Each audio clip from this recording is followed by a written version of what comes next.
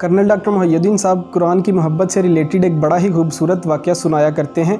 आप फरमाते हैं कि एल के गाबा नामी एक शख्स जो कि हिंदू था, वो पाकिस्तान में कुरान मजीद की प्रिंटिंग का काम किया करता था तो वो हिंदू, लेकिन वो कुरान मजीद की प्रिंटिंग का काम बड़ी ही नफासत के साथ किया करता था।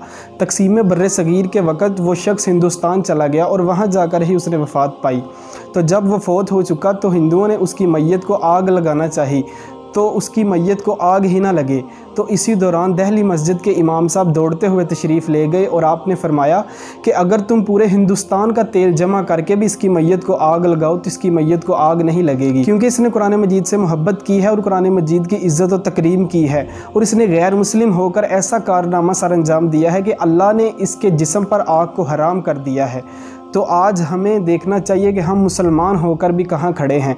इकबाल ने तो कहा था कि वो मुअज़्ज़ज़ थे ज़माने में मुसलमान होकर, और तुम ख्वार हुए तारिक कुरान होकर।